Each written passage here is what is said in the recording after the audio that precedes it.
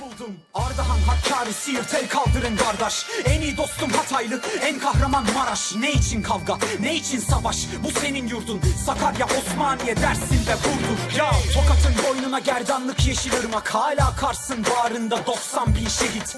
Cudi, Silopi, Şırnak, Serhat, Seyit. Tam 923 ilçe, 81 şehir. İzmir'de hiç kordondasız, ayrı keyif tabii. Tarının başında erir mi kar, sıkı giyin. Tam 10 yıl üstüme geldiler gıpta edip.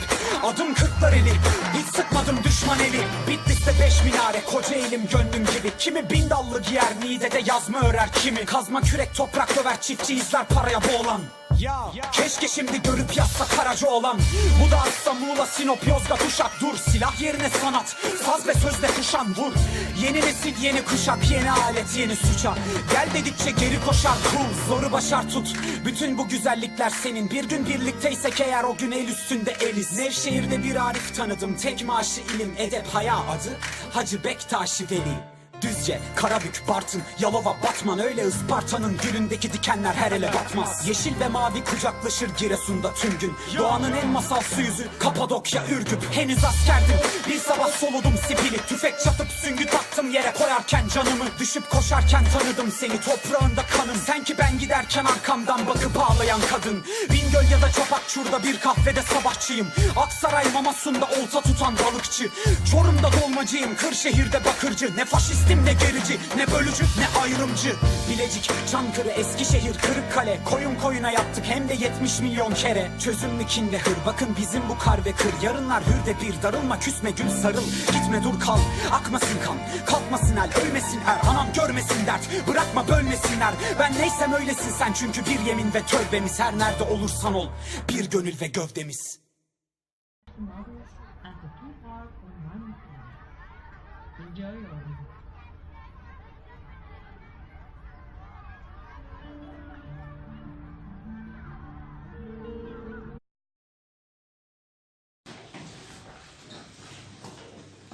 Balıkesir, Bolu, Sinop, Ordu, Sirtile, Erzurum, Sivas, Siirt, Çankırı, Çorum, Sinop, Kastamonu,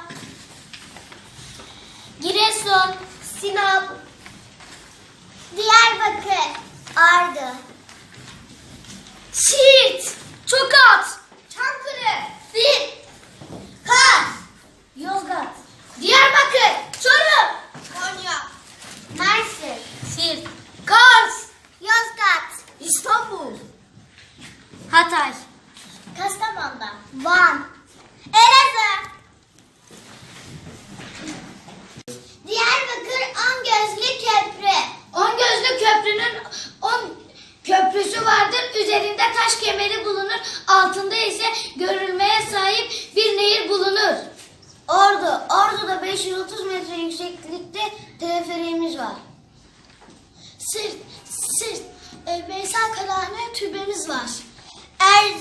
Erzurum Gökmedresi. Tuğla örgülü iki minaresindeki mavi çinilerden dolayı Gökmedresi denilmektedir. Kastamonu, Ilgaz Dağı, sancı bir dağısı. Arda, Ünye Kalesi, Harranı meşhur. Meşhur Sinop cezaevi. Başın öne eğilmesin. Aldırma gönül aldırma. Ağladığın duyulmasın. Aldırma gönül aldırma. Çorum, Alacahöyük ziyaret edin, leblebimizin tadına bakın. Konya, Mevlana, Semazenler ve Nasrettin Hoca. Giresun Şehbi Kayısar kalemiz var.